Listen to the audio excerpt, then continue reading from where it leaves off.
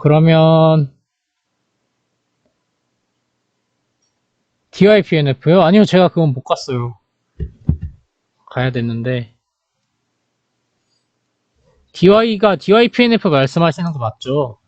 제가 그거 진짜 가고 싶었는데 못 갔어요. 일이 있어가지고. DYPNF도 갔었어야 됐는데. 아무튼 그렇습니다. 저도 DYPNF가 그러니까 뭐 이거는 이제 한양지텍에 대한 이야기가 끝나서 이제 말씀드리는 건데 저는 주가와 상관없이 좋은 회사라고 생각하는 회사들이 몇 개 있어요. 적어도 성장을 위해서 노력하는 그런 회사가 저는 좋은 회사라고 생각을 하는데 미래를 위해서 나아가는 거죠. 그러면 언젠간 주가는 반응을 해줄 거고요. 저는 그런 관점에서 좋은 회사가 DYPNF라고 생각을 합니다.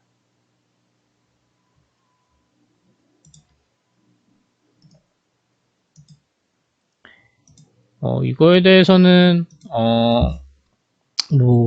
아무튼 그렇네요. 이 다음 이야기에 대해서는 제가 뭐 따로 방송을 올릴 건 아니어서요. 그냥 뭐 편하게 질문 주시면 될 것 같습니다.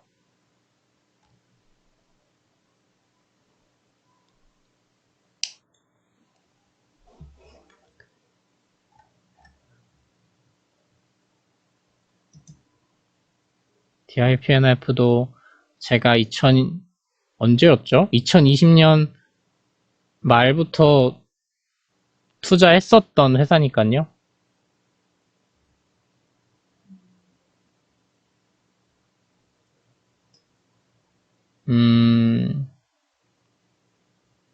리차드님이 삼성의 선형지휘텍 쪽으로 물량을 넘기고 있고 장비도 대여 형식으로 전달해주고 있다는 건 아웃소싱을 계속하고 있다는 건데 화이트님이 계략적으로 생각하시는 삼성에서 어느 정도 물량까지 한양지휘텍으로 외주화를 할 것으로 판단하시는가요? 저는 우리가 생각하는 것보다 상당히 많은 물량을 한양지휘텍한테 넘길 수 있다고 생각을 합니다. 왜 그러냐면 삼성전자가 사실 이거는 SNL님이랑 좀 많이 SNL님이 질문을 해주신 것과 좀 연관되는 답변인데 저는 삼성전자가 정말 좀 위기라고 생각을 하고 있습니다. 사실 뭐 좀 그렇죠. 삼성전자가 지금 처해 있는 게 파운드리는 2위지만 주력 고객들을 다 뺏기고 있습니다. 엔비디아도 TSMC로 넘어갔고요. 퀄컴도 인텔, TSMC로 넘어간다는 이야기가 나오고 있습니다. 그래서 비메모리에 관한 투자가 계속 이어져야 되고 또 메모리도 EUV가 쓰이게 되면 EUV에 대한 설비 투자가 진행되면서 그런 관련 투자 비용이 점점 더 많이 들어가고 있어요. 저는 그래서 SMT 공정 같은 거는 굳이 삼성이 들고 갈 필요가 없다고 생각을 하거든요. 그래서 저는 앞으로도 외주화 물량이 꾸준히 늘어날 거라고 저는 생각을 하고 있습니다. 그리고 뭐 비메모리나 AP 쪽 전망을 어떻게 보시나요? 라고 말씀을 해주셨는데 뭐 이거에 대해서는 사실 제가 뭐 관련해서 직접적으로 뭐 제가 뭐 이쪽 전문가도 아니잖아요. 그래서 제가 말을 한 게 답은 아닌데 그냥 뭐 멀리서 좀 바라보는 입장에서는 좀 많이 실망스럽다? 이렇게까지는 말씀드릴 수 있을 것 같아요. 그러니까 선단 공정에서는 뭐 확고한 3위와 엄청나게 큰 격차가 많이 나는 2위라고 하지만 그렇다고 1위를 잘 쫓아가고 있는 것도 아니잖아요.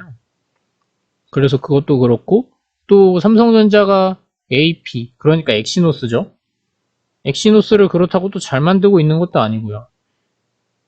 그래서 요즘 보면 안드로이드 폰의 부진이 계속되고 애플 폰이 점유율이 계속해서 올라오고 있는데 그것도 사실 그런 영향이 있지 않을까 싶어요. 삼성전자가 잘하려면 일단 뭐 관련 인력 좀 제가 어떻게 조언을 할 수 있을지 모르겠네요. 뭐 저보다 훨씬 똑똑하신 분들이니까 위기를 잘 헤쳐나가시겠죠? 저번 주에 메커스 오른 건 안철수 퇴마로 오른 것 같던데 제자리 찾아가겠죠? 저는 제자리가 여기보다 훨씬 더 높은 시가총액이라고 생각을 하는데요.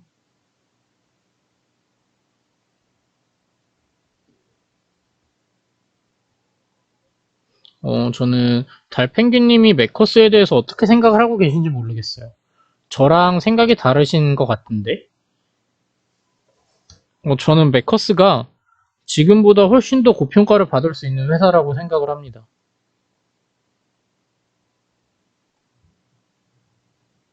그러니까 메커스가 어떤 테마주에 묶여서 어, 움직인다고 저는 생각을 하지 않아요.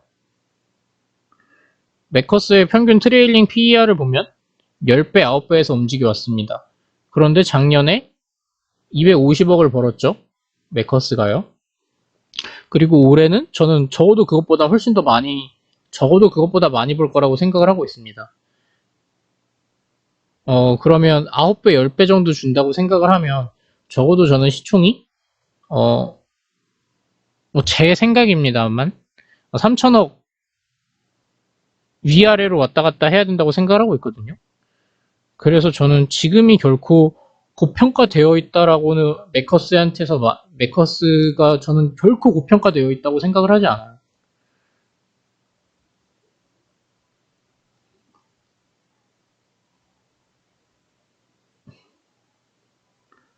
먹거리 확장이 필요한 것 같아요. 애플이 애플카면 3전은 1위 메모리 기반으로 로봇 사업 같이 미를 정도. 저도 사실 삼성전자한테 바라는 게 있다면, 뭐랄까, M&A를 좀 더 많이 했으면 좋겠다? 라는 생각을 합니다. 애플이 지금까지 큰 건 애플 순수하게 자기 힘으로 큰 게 아니라 상당히 M&A를 많이 해왔어요. 그러니까 소규모 M&A, 엄청나게 공격적인 M&A를 많이 해왔다고 하기보단, 그 특수한 인력을 확보하기 위해서 소규모 M&A를 여러 차례 지금도 단행을 하고 있죠. 그래서 애플 M&A를 보시면, 상당히 어, 많은 M&A를 해왔다는 걸 알 수 있습니다. 그래서 삼성도 좀 비메모리 쪽으로 좀 그렇게 발전을 하려면 좀 뭔가 M&A 그러니까 엄청나게 대규모 M&A가 아니더라도 M&A를 하는 게 나쁘진 않을 것 같아요. 왜냐하면 삼성전자는 저는 그런 M&A를 통해서 얻을 수 있는 게 많다고 생각을 하거든요. 개인적으로.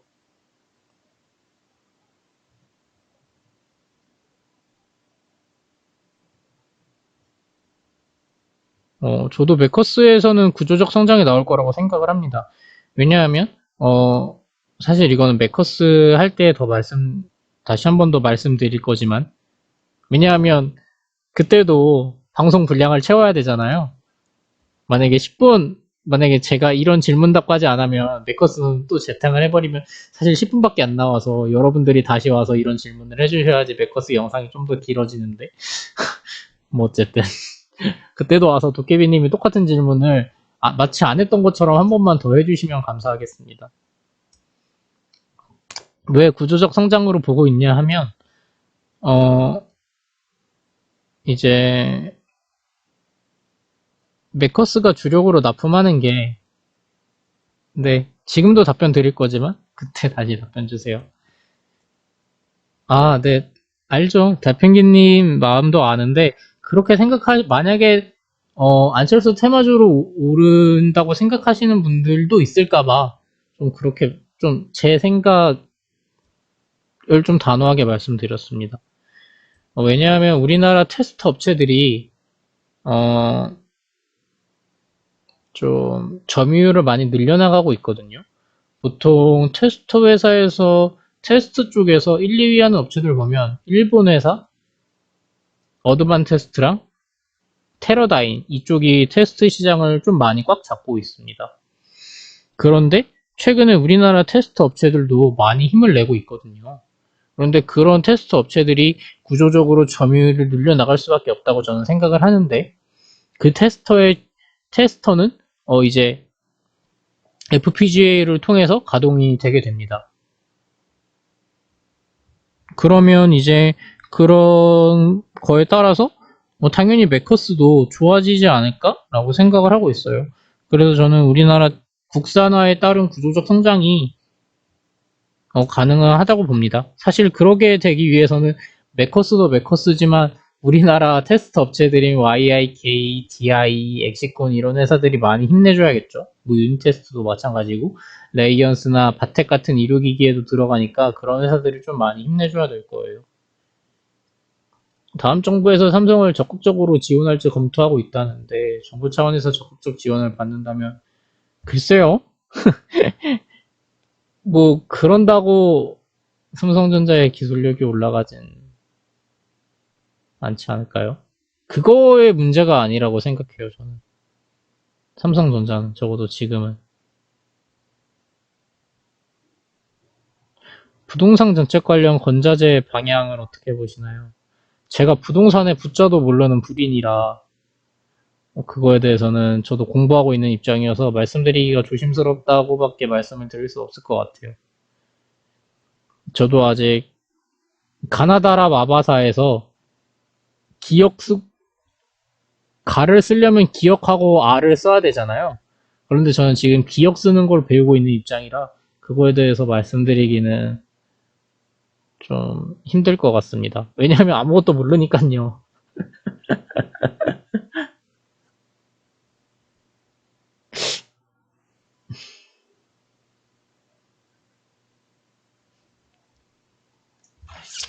아무것도 모르니까 어떤 대답을 드리기가 좀 조심스럽네요. 뭐 알면 대답을 해드릴 수 있는데요. 몰라서.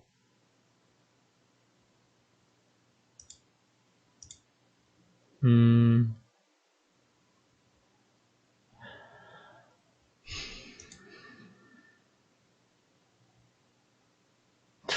그럴 수 있겠죠? 저도 벽사는 지금 막 공부하는 입장이라,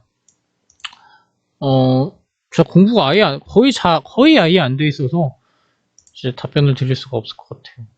좀 더 공부가 되어 있으면, 그때 벽산 이야기로 다시 돌아오겠습니다, 재영님.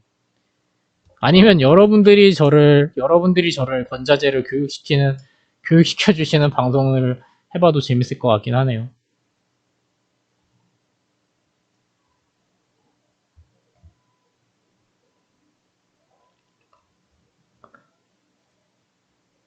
더 질문을 해주실 거 있으신가요? 없으시면? 관심 있는 산업이나 종목, 어, 말씀드릴 수 있죠. 제가 좋아하는 회사는 아니지만, 최근에 보려고 하는 회사들, 뭐, 이제 뭐, 이루다? 저는 이루다를 사실 저번 잡담 방송을 할 때도 말씀을 드렸지만, 저는 이루다가 엄청 좋은 회사라고, 그러니까 기술력 좋은 회사라고 생각을 해요. 그러니까 이제 성장을 한다는 의미에서 성장을 하려고 노력하고 있다는 측면에서 좋은 회사란 거죠. 저는 그래서 그런 의미에서 이루다는 좀 오랜 관점에서 이루다를 보면 언젠간 한번 이루다의 진면목을 보여줄 수 있지 않을까? 그러니까 진짜 짧게 말고요. 한 뭐 몇 년? 2, 3년? 그 정도의 시기열을 갖고 이루다를 보면 괜찮지 않을까? 라고 생각을 하고 있고요. 이루다도 그래서 좀 재밌게 보고 있고. 그리고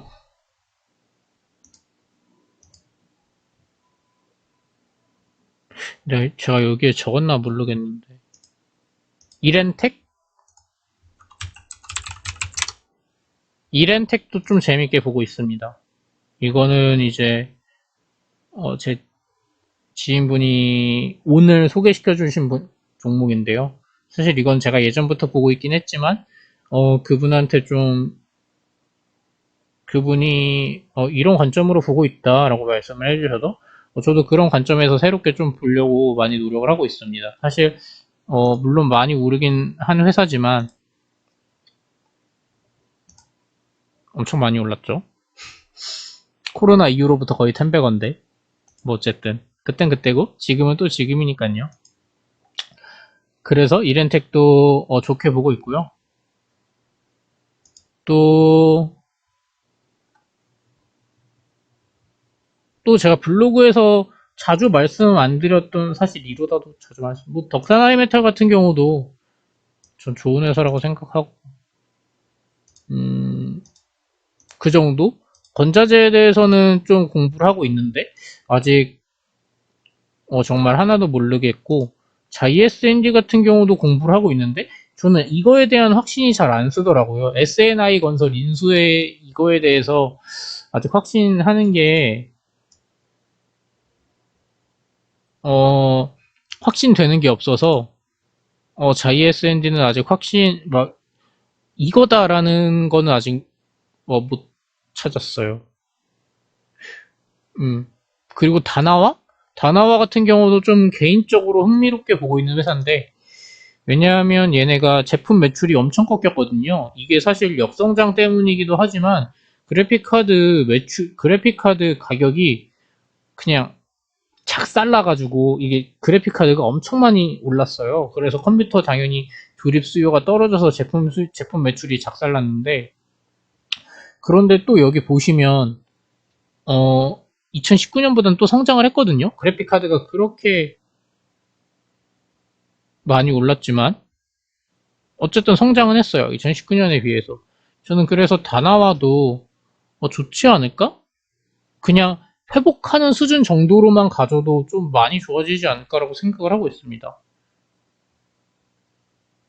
다나와도 그래서 좀 그런 관점에서 그래픽 카드 가격이 떨어지고 있고 새로운 그래픽 카드가 나올 거고 엄청나게 그리고 또 새로운 나노 공정으로 들어가서 그게 원래 5나노에서 생산을 했는데 이번에 생산하는 그래픽 카드는 4나노거든요. 그래서 성능업이 엄청나게 많이 나올 거예요. 저는 그래서 그런 교체 수요가 좀 많이 나올 수 있다고 생각을 하고 좀 이제 그거에 맞춰서 새로운 CPU도 나올 거기 때문에 좀 올해 하반기에 다나와의 매출이 다시 회복하는 그런 게 가지 않을까라고 생각을 하고 있습니다. 아, 생각글이요? 뭐 이런 이거는 사실 제가 거의 다 밤에 쓰는데 밤에 쓰는 이유는 잠이 안 와서 그냥 잡글이나 하나 쓰자라고 해서 썼어요. 인수 관련 맞아요. 코리아 센터가 인수했죠. 코리아 센터의 대주주는 MBK 파트너스고요.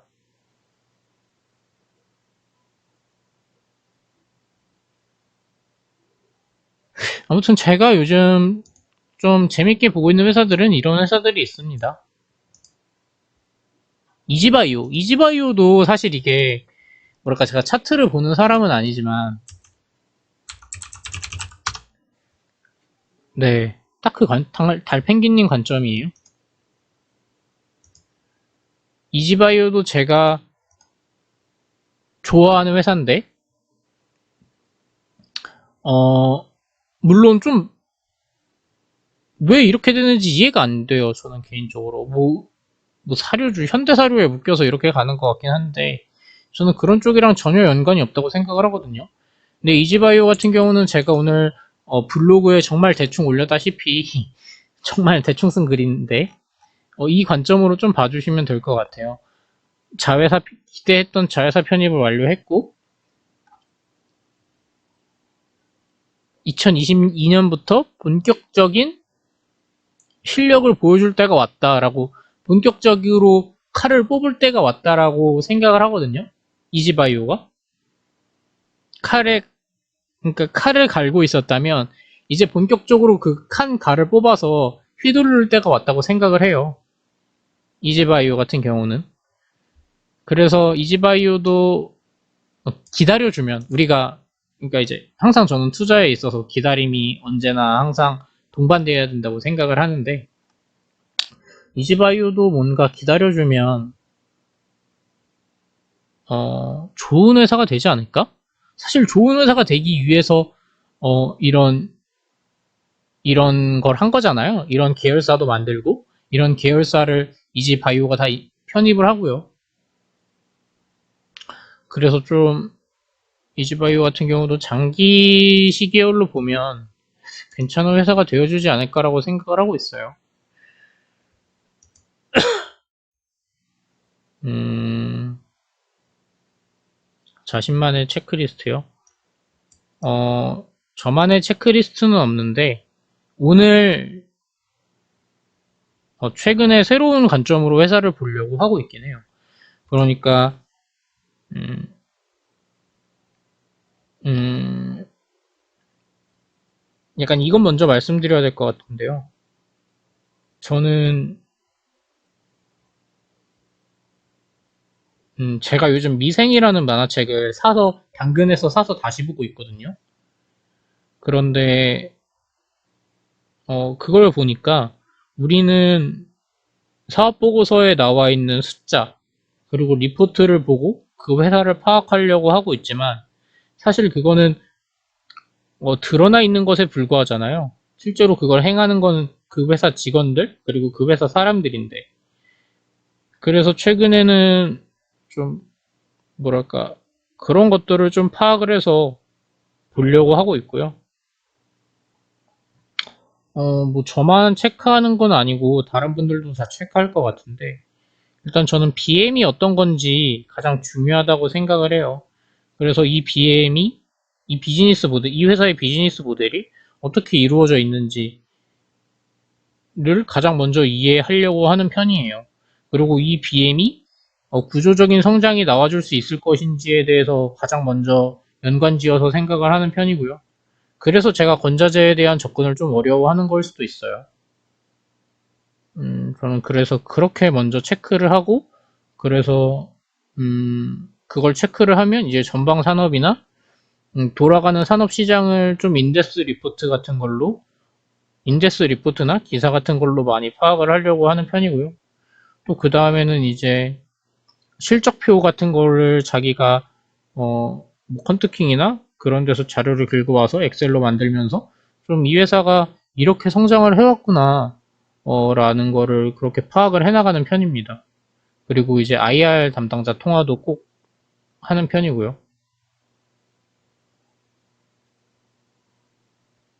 음, 체크리스트를 만들어서 하진 않은 것 같아요. 이거는 체크해야지, 이렇게. 절대적으로? 아니요?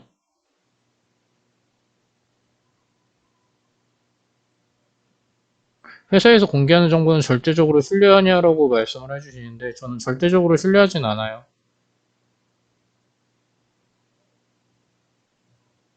회사도, 그러니까 법인이잖아요. 인격체인데, 신이 아니어서, 어, 올해 만약에 어떤 회사가 있는데, 우리 올해 작년에는 적자 냈는데, 올해는 반드시 턴어라운드 할 수 있을 거야. 우리는 100억의 이익을 낼 수 있을 거야. 라고 확언을 하는 회사가 있다고 생각을 해봐요. 그런데 그걸 어떻게 확언을 하죠? 어, 그래서 저는 결국 그것도 사람이 하는 거기 때문에 절대적으로 신뢰하지는 않습니다. 어, 우리가 1초 뒤의 일도 말 그대로 예상을 할 수 없는데, 어떻게 그런 거를 이제 가이던스나 회사에서 약간 지르는 정보 같은 건 믿진 않고, 우리가 어떤 거 했어 라고 공개하는 정보 같은 경우는 뭐 그래도 믿어주려고 하는 편입니다. 1초 뒤도 모르죠.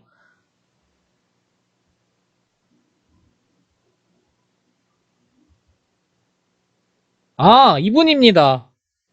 알, 알파카 이코노미아님, 블로그 링크 잠깐 여기다가 채팅방에다가 올려주실 수 있나요? 채팅방에 알파카 이코노미아님 블로그 링크 한 번만 올려주세요. 사실 제 거에서 쓰면 되는데. 여기 보시면 아까 그 한양디지텍 증설에 대해서 말씀을 해주셨잖아요. 그래서 한양디지텍 어딨냐? 어딨나요?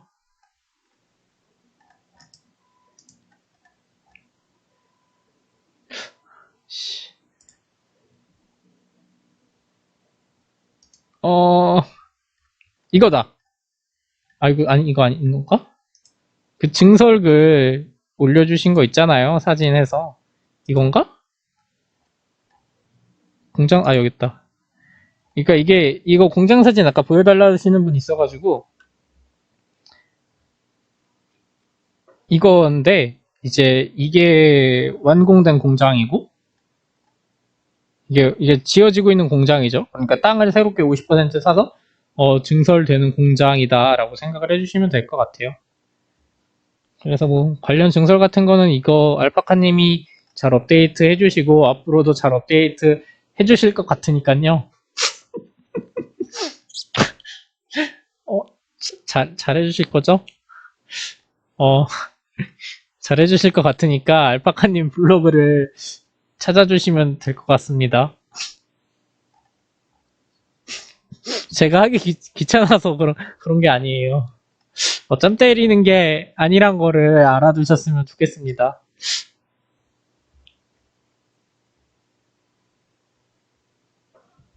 알파카님 해주실 거죠?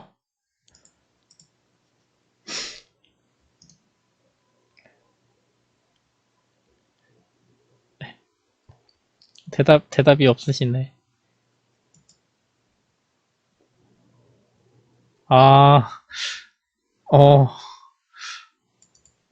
아무튼 해주실 걸로 알고 있겠습니다. 능력 밖의 일도 능력을 키우면 능력 안에 일이 됩니다. 알파카님은 충분히 능력을 키우실 수 있으세요. 화이팅.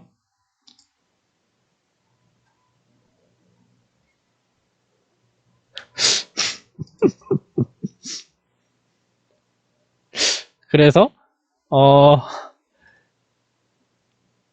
증설 사진이 궁금하시다면 알파카님 블로그를 들어가셔서 해주시면 된다. 여기 이웃 추가 여기 있으니까요. 이웃 추가 눌러주시고 해주시면 됩니다. 좋은 글 많이 올려주시니까요. 알파카님 블로그에도 많이 찾아가 주셨으면 좋겠네요.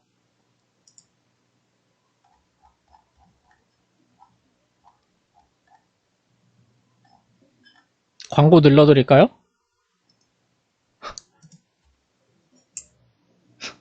광고까지 제가 눌러드렸으니까 해주세요. 올려주세요. 아무튼 그렇습니다. 더 질문을 해주시고 싶으신 거 있으신가요?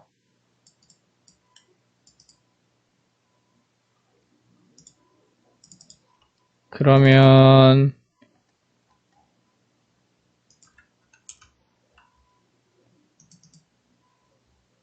제가 그거에 대해서 답변을 해드릴 수 있는 건 가상자산 쪽이요. 제가 그쪽에서는 좀 많이 제가 투자에 있어서는 제가 아는 쪽에 대해서만 행동하자라는 주의라 가상자산은 제가 잘 모르겠어요. 공부를 아예 안 해봐서요. 앞으로 해볼 생각은 있지만 적어도 올해는 아닌 것 같습니다. 제가 공부해야 될 회사가 너무 많고 저는 주식을 잘하고 싶고 저는 가상자산에도 물론 가치가 있다고 생각을 하지만 제가 뒤처지는 걸 수도 있죠. 그분들이 앞서 나가는 거일 수도 있다고 생각을 해요.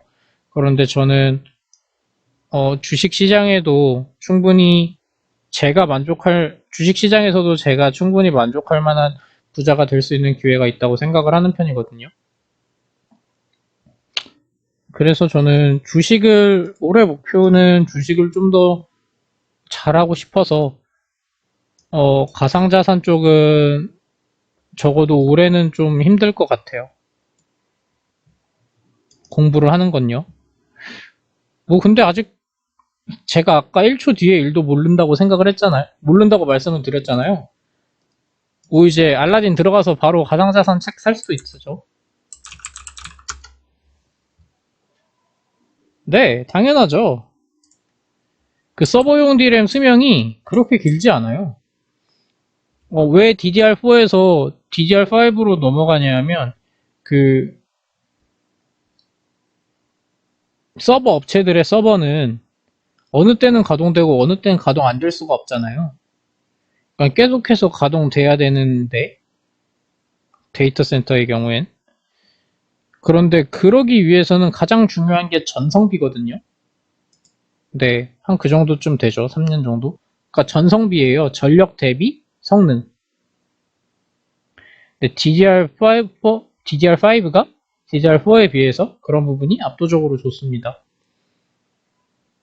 그래서 교체 비용보다 그런 부분에 있어서 충분히 교체할 만한 유인이 있는 거죠.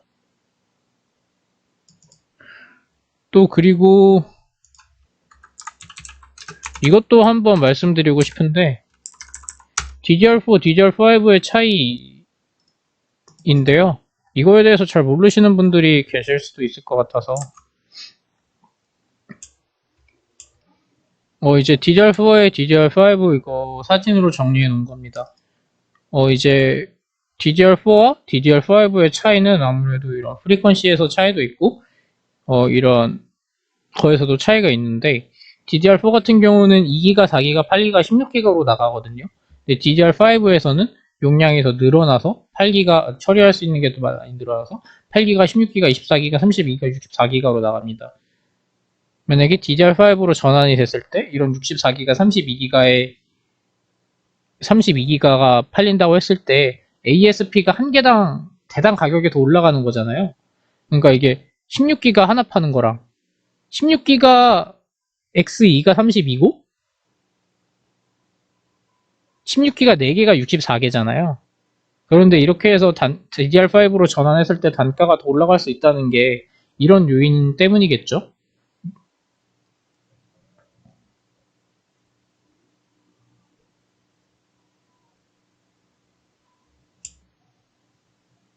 이것도 제가 언제 한번 블로그에 다뤄서 올려볼게요. DDR4와 DDR5의 차이요. 근데 사실 이 글을 보면 될 것 같긴 합니다. 아무튼 DDR4랑 DDR5의 차이점은 엄청나다. 우리가 생각하는 것보다 그냥 단순히 숫자만 이동하는 게 아니라 더 충분히 큰 차이가 있다라고 알려주시면 될 것 같습니다. 목 아파. 그럼 만약에 질문 더 주실 거 있으시면 제가 한두 개 정도만 더 해보고 만약에 없으시면 여기까지만 해보도록 할게요. 목이 아프네요.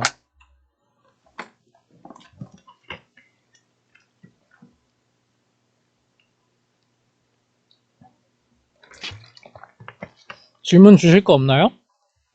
그러면 오늘 방송은 여기까지입니다. 제가 편집을 해서 이제 올려드릴게요. 세금 관련해서 대응하고 계신 방법? 아니요, 딱히 없는데요.